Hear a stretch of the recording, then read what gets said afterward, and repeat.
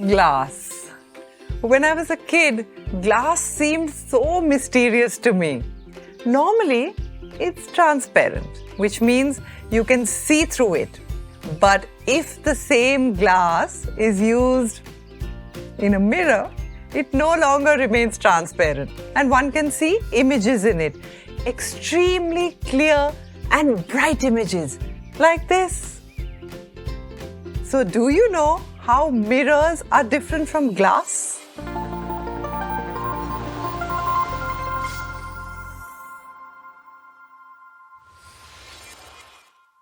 In the case of glass, most of the light rays simply pass through it.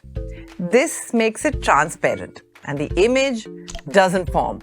So, for an image to form, there has to be something that not only blocks the light rays but also reflects them. Okay, let's try to place some opaque object, maybe like this smooth wooden board.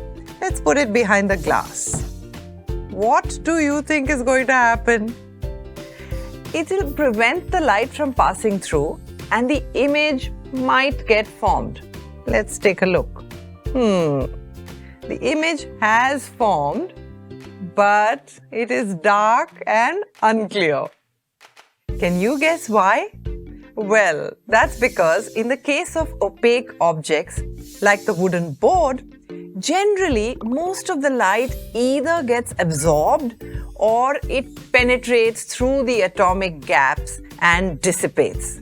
So, the overall amount of light that is reflected from the surface is quite less. As a result, the image that gets formed is dark and unclear. One thing is sure. To make a mirror, we are looking for something that can uniformly reflect most of the light falling onto it. Basically, something shiny. Any guesses what that could be? Yes, metals. Okay, I have this coin here and it reflects so much light that you can actually see a bright spot on the wall. But what is so special about metals? Let's find out. The significance of metals is due to their atomic structure. They have relatively large-sized atoms, which means that the negatively charged outer electrons are quite far away from the positively charged nucleus. Therefore, those electrons are loosely held because of the weak attractive forces, and they can then move freely within the body.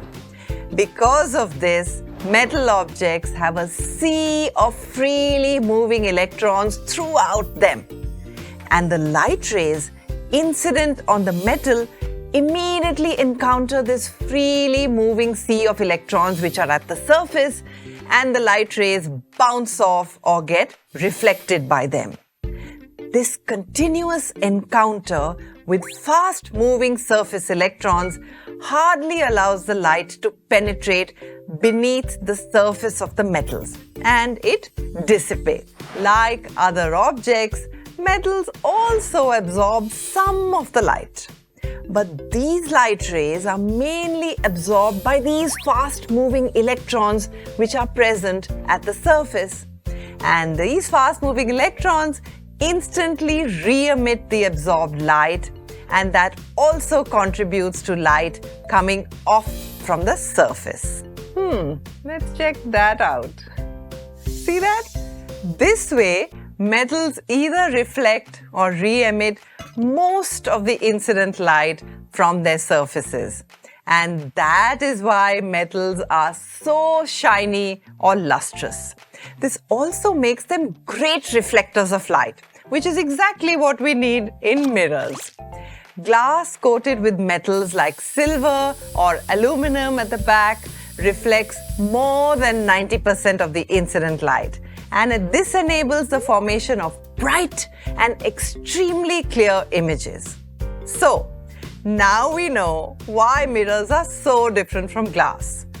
But if metals do all the work, then why do we need the glass in the first place in that mirror?